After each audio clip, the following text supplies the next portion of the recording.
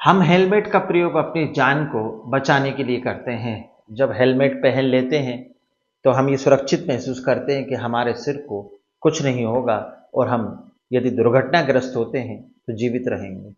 पर अगर क्या हो उसी हेलमेट में हमारा सर मिले, धड़ कहीं अलग मिले और दोनों पैर कहीं अलग मिले।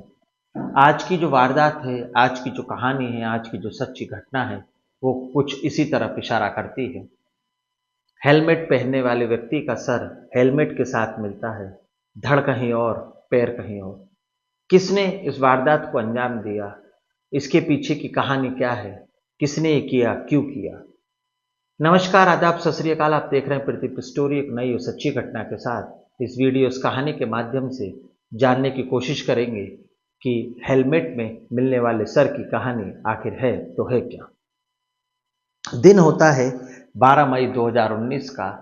मंगलुरु शहर, जहां पर लगभग सुबह 9 बजे के आसपास नेशनल हाईवे 66 से लगे हुए पुलिस स्टेशन में फोन आता है। फोन एक पुलिस अधिकारी उठाता है और दूसरी तरफ से एक बुजुर्ग व्यक्ति होता है। वो बोलता है कि साहब, मैं नेशनल हाईवे 66 के पास फल का ठेला लगाता हूँ। जब मैं सुबह ठेला लगा रहा था तो यहाँ पर मुझे एक झोला दिखा। उस झोले को मैंने खोल कर देखा तो उसमें हेलमेट था और हेलमेट के अंदर एक सिर है। सिर जो है वो महिला का है, अलग ही दिखाई दे रहा है। आप तुरंत आ जाइए। जैसे ही पुलिस ये बात सुनती है, पुलिस एक्शन में आती है और एक टीम को नेशनल हाईवे 66 मंगलुरु पर रवाना कर दिया जाता है। टीम वहां पहुंचती, हेलमेट को अपनी हिरासत में लेती, गिरफ्त में लेती। उससे पहले ही पुलिस स्टेशन नेशनल हाईवे 66 में दोबारा एक घंटी बजती है और इस बार जो फोन आया था वो एक कब्रिस्तान के पास से आया था। कब्रिस्तान के पास से फोन करने वाला व्यक्ति कहता है कि साहब, यहां पर एक धड़ है जिसका सिर नहीं है। आप तुरंत आ जाइए और देखिए क्या माजरा है। एक टीम उस कब्रिस्तान की तरफ रवाना कर दी जाती है। अब सिर मिल चुका था, धड़ मिल चुका था, पर दोनों ही टीमें जो रवाना हुई थी उसको इन फोनों के बारे में और जो धड़ और सिर मिले हैं इसके बारे में कुछ पता नहीं था। अब तीसरा फोन आता है और वो पुलिस को सूचना देता है कि साहब, मैं मंगलुरु के ज्योति टॉकीज के पीछे से बात कर रहा हूं। यहां पर एक थैले में एक महिला के 2 पैर मिले हैं। आप तुरंत आ जाइए। पुलिस वहां पर पहुंच जाती है और उस महिला के दोनों पैरों को रिसीव कर लेती है। अब महिला के वो दोनों पैर थे वो महिला के ही थे, क्योंकि दोनों पैरों में पायल थी, नेल पॉलिश लगी हुई थी। तो साफ जाहिर हो रहा था कि ये महिला के ही पैर हैं। एक शहर, एक पुलिस स्टेशन जिसमें 3 अलग अलग जगह से फोन आते हैं। पहले फोन पर हेलमेट के अंदर सिर मिलता है, दूसरे फोन में कब्रिस्तान से धड़ मिलता है और तीसरे फोन में टॉकीज के पीछे से पैर मिलते हैं। पुलिस की 3 टीमें रवाना होती हैं और तीनों पार्ट्स को इकट्ठा कर लेती हैं और मॉर्चरी में पहुंचा देती हैं। अब पुलिस इन्वेस्टिगेशन शुरू करती है। पुलिस ये तो जान चुकी थी कि एक महिला का शव है जिसका सिर कहीं और, धड़ कहीं और, पैर कहीं और पाए गए हैं। पर ये किस महिला का पूरा शरीर है, किसने इसको अंजाम दिया और क्यों दिया, ये पुलिस के लिए अभी भी पहेली बना हुआ था। पुलिस आसपास के सभी थानों में इस घटना की सूचना सर्कुलर कर देती है कि किसी गुमशुदा व्यक्ति की कोई खबर हो या किसी ने कोई कत्ल की वारदात की खबर लिखाई हो तो इसको इस बॉडी के पार्ट से जोड़कर देखा जाए और शायद कुछ हमें सुराग मिल सके। अब पुलिस ये सोच ही रही थी कि तभी 13 मई की सुबह सुबह एक व्यक्ति पुलिस स्टेशन पहुंचता है और वो बताता है कि साहब, मेरी बहन कल 12 तारीख को घर से अपनी शॉप पर जाने के लिए निकली थी, पर वो अभी तक घर नहीं पहुंची है। हमें लगा किसी दोस्त के यहाँ रुक गई होगी, पर आज 13 मई हो गया है, वो अभी तक घर नहीं आई है। पुलिस पूछती है कि उसका नाम क्या है, तो वो कहता है कि मेरी बहन का नाम श्रीमाला शेट्टी है, उम्र उसकी 39 साल के आसपास होगी और वो इलेक्ट्रिशियन की शॉप चलाती है, इलेक्ट्रिक आइटम की शॉप चलाती है। पुलिस जैसे ही ये सुनती है, वह उस व्यक्ति को मरचुरी ले जाती है, मुर्दा घर ले जाती है और वहाँ पर बॉडी के कटे हुए पार्ट जो सम्मिलित कर कर एक बॉडी में बनाकर फ्रीजर में रखे थे उस व्यक्ति को दिखाती है। जैसे ही वो देखता है, फूट फूट कर रोने लगता है। वो कहता है कि ये तो मेरी बहन श्रीमाला शेट्टी है और किसने इसके साथ क्यों कर दिया। अब पुलिस उस अनजान बॉडी का नाम जान चुकी थी, श्रीमाला शेट्टी, और ये भी पता चल गया था कि इसका कत्ल हुआ है। पर कातिल कौन था, पुलिस के हाथ अभी तक खाली थे, क्योंकि सिर हेलमेट में मिला, धड़ कब्रिस्तान में मिला और पैर टॉकीज के पीछे मिले। अब पुलिस अपनी इन्वेस्टिगेशन को चालू करती है और श्रीमाला शेट्टी के जीवन को समझने की कोशिश करती है। तो पता चलता है कि श्रीमाला शेट्टी की शादी हो चुकी थी, उसकी अपने पति से अनबन हुआ करती थी, इसलिए वो अपने मायके में अपने भाई और पिता के साथ रह रही थी। इसी बीच उसकी सुदीप नाम के व्यक्ति से दोस्ती हो गई। सुदीप का उससे मिलना जुलना था या उसकी गहरी दोस्ती थी, इस बारे में तो कुछ ज़्यादा नहीं जानता था, पर यह था कि सुदीप की उससे बात होती थी। मतलब कि सुदीप और श्रीमाला शेट्टी आपस में कनेक्टेड थे। अब पुलिस के सामने दो कड़ियाँ थीं। पहला उसका पति जो सस्पेक्ट के दायरे में था, दूसरा उसका प्रेमी। पुलिस को लगा कि या तो प्रेमी ने खुन्नस की वजह से श्रीमाला शेट्टी को मार दिया या फिर उसके प्रेमी सुदीप ने इसको मार दिया है और काट कर पार्ट अलग अलग फेंक दिए। दो दिशाओं में पुलिस चल रही थी और पुलिस दोनों को बुलाती है, दोनों का बयान लेती है, पूछती है कि 12 तारीख को आप कहाँ थे। दोनों बताते हैं कि सब हम यहाँ पर थे। पुलिस उनके बयानों को क्रॉस चेक करती है तो पाया जाता है कि वो दोनों सही बोल रहे हैं। उनकी टावर लोकेशन देखी जाती है तो भी वो बिल्कुल सही थी, क्योंकि 12 तारीख को जहाँ पर सर, धड़ और पैर मिले, वहाँ तीनों में स्थानों में से कहीं पर भी दोनों की कोई लोकेशन नहीं थी। मतलब कि पुलिस के हाथ अभी खाली थे। पुलिस ने जो तीर चलाया वो सही नहीं बैठा।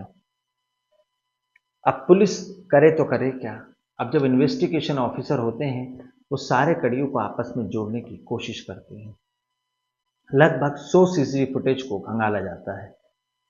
शेट्टी के घर से निकलती हैं, दुकान तक पहुंचती हैं, रास्ते में सड़क पर जहां जहां से वो ऊपर गुजरी, वहां से लगभग 100 से ज़्यादा सीसीटीवी फुटेज को खंगाला गया, पर पुलिस के हाथ कुछ नहीं लगा। अब पुलिस ये सोचती है कि कत्ल तो हुआ है, किसी ने मर्डर तो किया है, हम कातिल तक नहीं पहुंच पा रहे हैं, इसका मतलब कोई ना कोई चीज़ हमसे मिसिंग है, कोई ना कोई चीज़ हम छोड़ रहे हैं। अब जितने भी सीसीटीवी फुटेज के एंगल थे, सारे एंगलों को फिर से खंगाला जाता है और बारीकी से देखा जाता है। तो पता चलता है कि गोल सर्कल पर शेट्टी जो होती हैं किसी बाइक वाले से बात करती हैं और गर्दन की तरफ इशारा करती हैं। वो ऐसे बोलती हैं और ऐसे कर कर चली जाती हैं। यही वो 2 से 3 सेकंड का क्लू था। अब जिसकी नज़र पुलिस पर पड़ी है और पुलिस की नज़र उस क्लू पर पड़ती है। बाइक वाला व्यक्ति हेलमेट लगाया था तो उसका चेहरा साफ साफ नहीं दिखा, और शेट्टी हेलमेट नहीं लगाई थी तो उनका चेहरा साफ दिख रहा था, गाड़ी के नंबर से भी मिलान हो चुका था। अब पुलिस उस बाइक वाले के नंबर को जूम करती है, नंबर देखती है, नंबर का एड्रेस निकालती है, और जो एड्रेस निकलता है वो एक व्यक्ति का निकलता है। व्यक्ति का नाम होता है जॉन सैमसन। जॉन सैमसन समुद्र के किनारे ही कबाब बेचने का, मछली बेचने का काम किया करता था। पुलिस उसके घर पहुंचती है। जैसे ही वो पुलिस को देखता है, अपने घर के भीतर भाग जाता है और दरवाजा लगा लेता है। पुलिस विवेचक इन्वेस्टिगेशन ऑफिसर को समझते देर नहीं लगी कि जॉन सैमसन कुछ ना कुछ गलत करेगा या हो सकता है खुद ही खुदकुशी कर ले। पुलिस उसके पीछे भागती है, दरवाजे को तोड़ती है, घर के अंदर जाती है और उसे कस्टडी में लेती है और उससे पूछती है कि भाई तुमने ऐसा क्यों किया। तो वो कहता है कि साहब, श्रीमाला शेट्टी ब्याज पर पैसे दिया करती थी, मैंने उनसे कुछ पैसे उधार लिए थे, मैंने आधे पैसे चुका भी दिए थे और आधे पैसे में चुकाने के लिए मोहलत मांग रहा था, पर जब देखो जब वो मुझे मिलती तो मेरी बहुत बेइज्जती करती, बाजार, सड़क, पत्नी के सामने कहीं पर भी कुछ भी कहना चालू कर देती, तो मैं उनसे बहुत डरा हुआ था। अच्छा, जब श्रीमाला शेट्टी की दुकान में पुलिस पहुंची थी और वहाँ इन्वेस्टिगेशन किया था, तो पुलिस ने एक डायरी वहाँ से जब्त की थी। अब पुलिस उस डायरी को लाती है और जॉन सैमसन का नाम उस डायरी में मिलाने की कोशिश करती है। तो जॉन सैमसन का नाम उस डायरी में था जिन लोगों ने उधारी ली थी। अब पुलिस उससे पूछती है कि कितने पैसों की उधारी के लिए तुमने उस महिला का कत्ल कर दिया और क्यों किया और कैसे किया, ये सब हमें जानना है। वो पुलिस को बताता है कि साहब, मैंने पैसे वापस करने के लिए कुछ मोहलत मांगी। 12 तारीख से पहले 11 तारीख को शेट्टी ने मुझे कई बार फ़ोन लगाया, पर मैंने डर के मारे फ़ोन नहीं उठाया। तो वो मेरे घर पर आ गए और चिल्ला चोट करने लगी, पैसे मांगने लगी, मेरी पत्नी के सामने मुझे बेइज्जत करने लगी।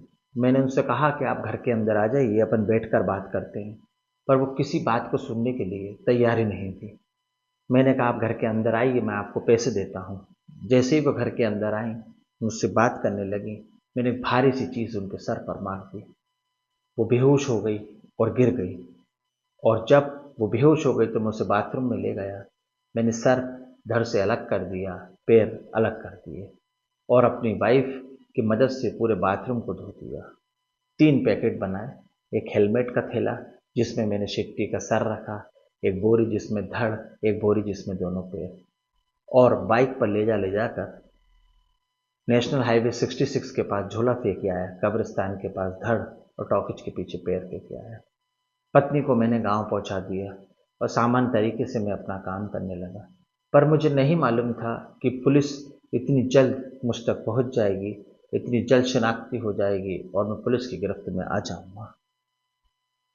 सिर्फ पैसों की डर से, बदनामी के डर से और उस महिला के अपमान के डर से मैंने इस काम को कर दिया। पुलिस ने बाद में इन्वेस्टिगेशन पूरी कर जॉन सैमसन को, उसकी पत्नी रुमिला को अपनी हिरासत में ले लिया, उन पर मुकदमा चला और 23 अक्टूबर 2024 को दोनों को उम्र कैद की सजा दे दी गई। इन्होंने अपना एक बयालिया बयान दिया और अपने जुर्म को कबूल कर लिया। जब पुलिस ने शक्ति से पूछताछ की तो उन्हें लिखित में भी अपना बयान दिया। उधर पुलिस ने पैसों उधार दी गई डायरी जब्त कर ली थी और श्रीमाला शेट्टी के भाई ने बॉडी की शिनाख्त कर ली थी, और एक बयालिया बयान और शिनाख्त और बॉडी रिकवरिंग के आधार पर पुलिस ने इनको आरोपी बनाया, इन पर मुकदमा चला और फिर इनको उम्र कैद की सजा हुई। तो ये थी वो कहानी जो कुल्हाड़ी से शुरू हुई, हेलमेट तक पहुंची और कब्रिस्तान से होते हुए टॉकीज के पीछे हमेशा हमेशा के लिए खत्म हो गई। इस कहानी को सुनाने का उद्देश्य किसी का दिल दुखाना, किसी के अंतरात्मा को परेशान करना, किसी के मान सम्मान को ठेस पहुंचाना नहीं है, बल्कि आपको सावधान करना है, सतर्क करना है। सावधान रहें, सुरक्षित रहें, अपने और अपने परिवार का ध्यान रखें। स्टोरी अच्छी लगी तो लाइक करें, चैनल को सब्सक्राइब करें, मुझे आपके सपोर्ट की ज़रूरत है। अगली कहानी, अगली वारदात में फिर मुलाकात होगी। जब तक के लिए नमस्कार। कहानी कैसी लगी कमेंट्स में ज़रूर बताइएगा। इस कहानी का शीर्षक था हेलमेट के अंदर कटे हुए सिर की कहानी।